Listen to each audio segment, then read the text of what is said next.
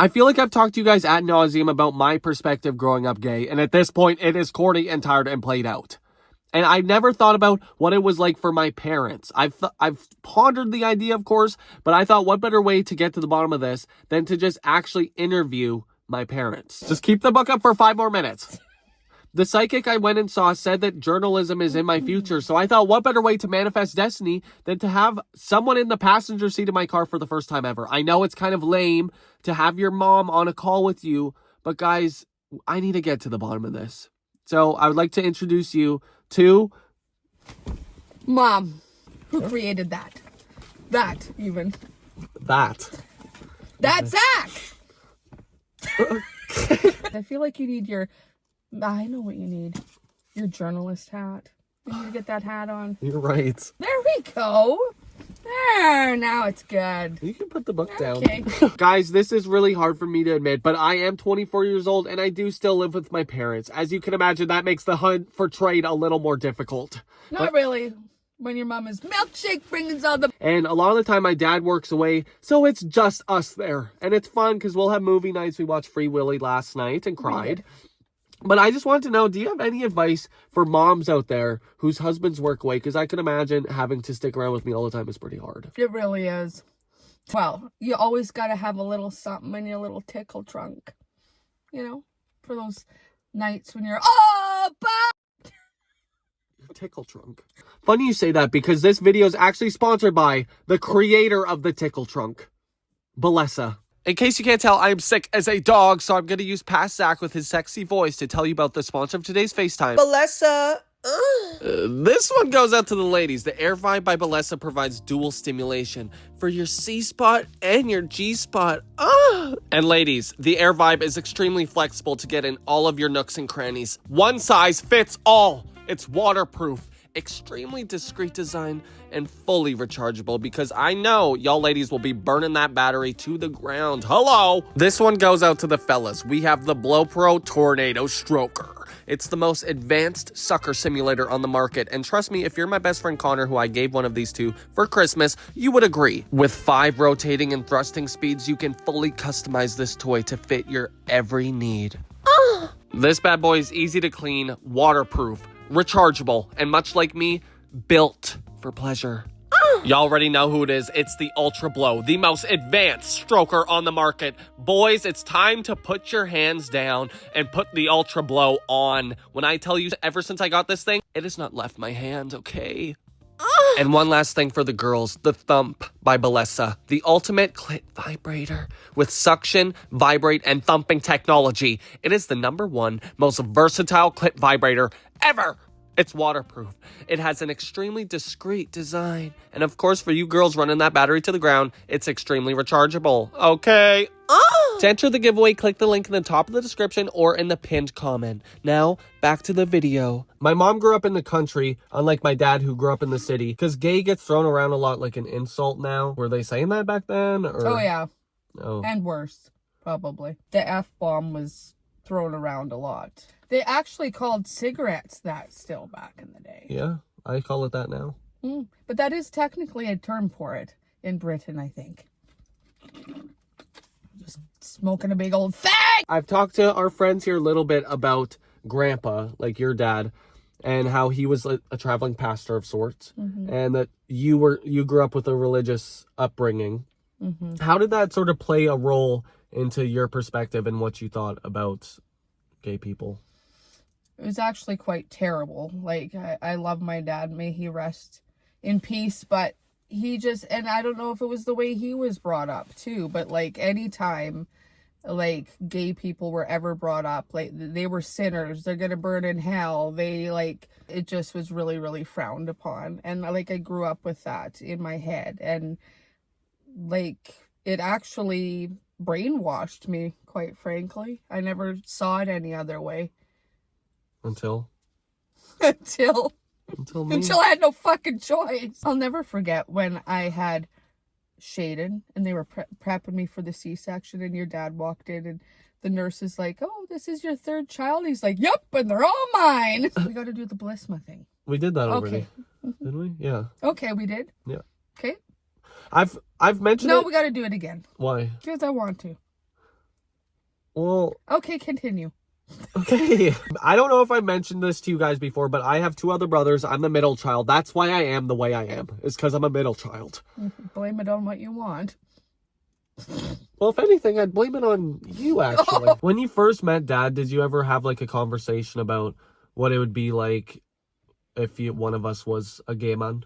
Not really. Like, it wasn't like back then, even there wasn't a lot, like, it wasn't discussed a lot. It wasn't even thought about a lot, quite frankly. Like, and we were young parents too, don't forget. So we were just trying to get by and raise our kids the best we can and just love them. And I think from the get-go, we just knew it didn't matter. We would love you guys unconditionally.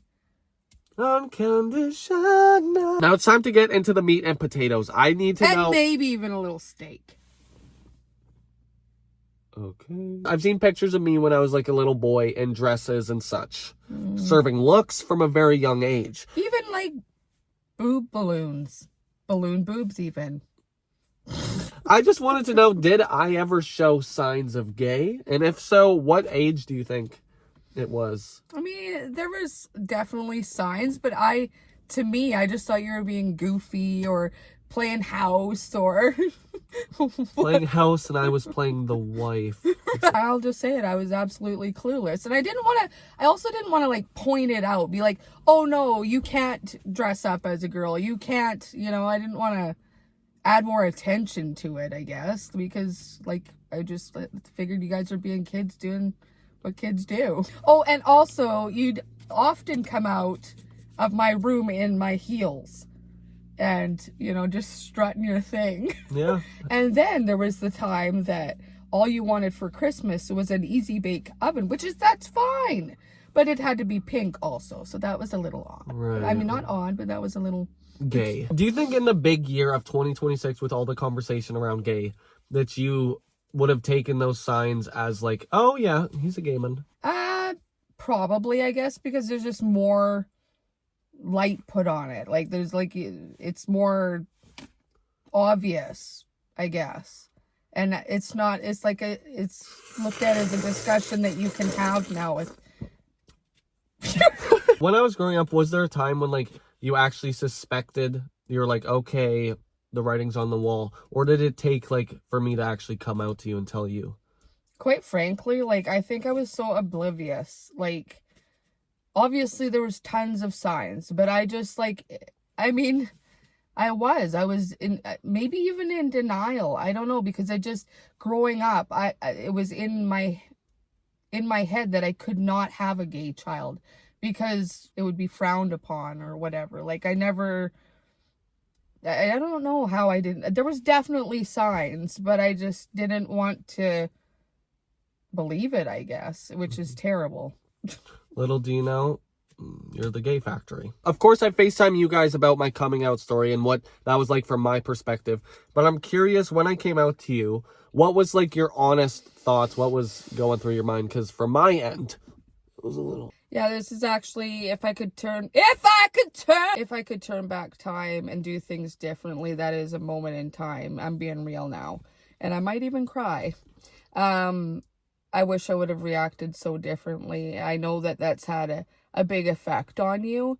Maybe even a little childhood trauma, but I think it was the timing, really, There was a lot of other stuff going on with your older brother during that time period, and it was just overwhelming for me. Like, I don't know. Like, how my children, their actions, the way they live their lives, to me, it's a direct reflection of me and how I've raised my children.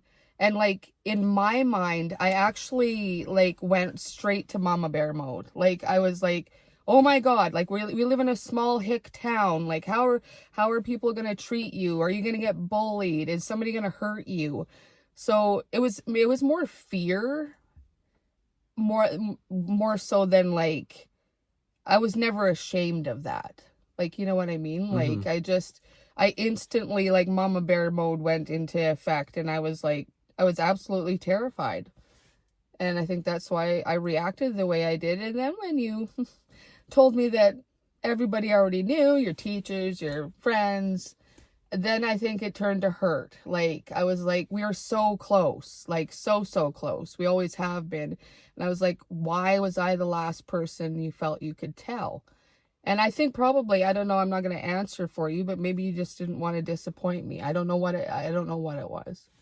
Can you tell me what it was? I think well, I know the reason I told you last is because we're so close. Like, everyone else, like, if I told them and they didn't like me after, I'd be, like, fine with it. Like, not fine, but I could move on. But, like, oh, so I'm gonna cry.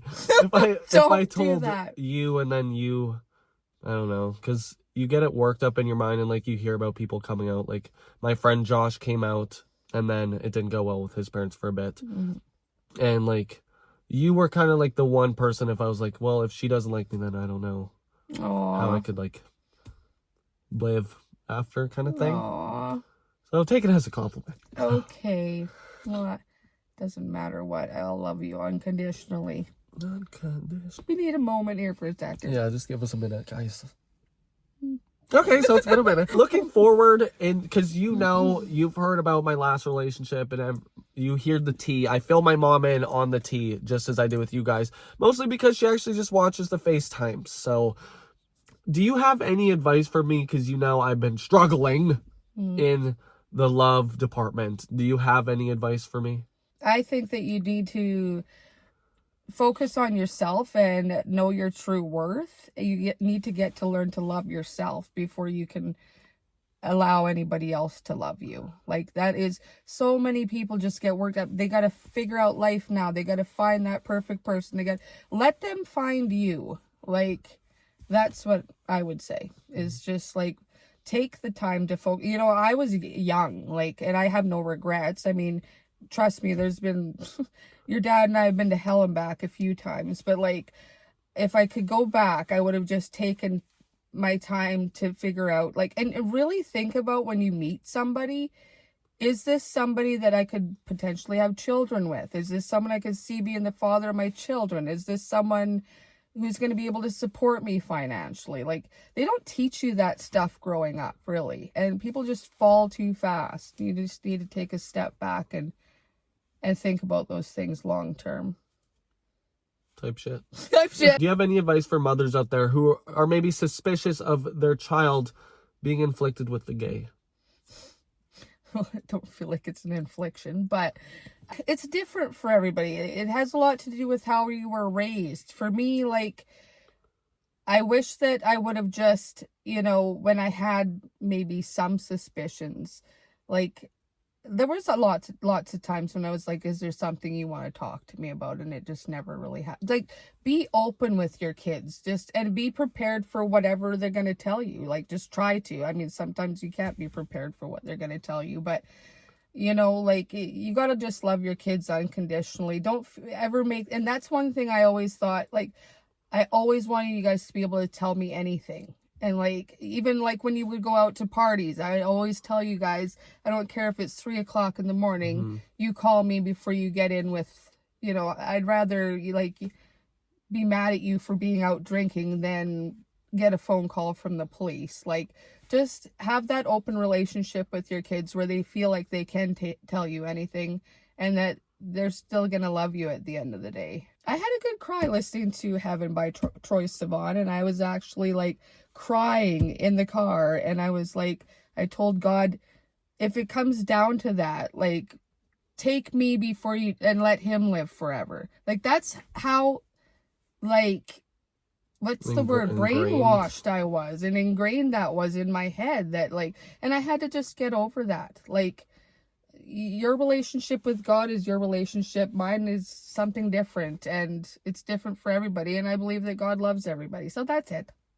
Okay. The moral of the story is that Troye Sivan has healed us both, because his song Heaven is the reason I came out, and it's the reason that she was okay with it. So really, thank you, Troy. Now that we've kind of answered the hard-hitting questions, I was wondering if you had any questions for me. Okay, so see you guys later. I want to actually thank you guys all. Like, since he was young, he's always wanted to make videos and whatever. And like, thank you for letting him shine and be his true self. It's so enlightening to see. And, you know, thank you all for, you know, maybe contributing to him finally getting his ass ate.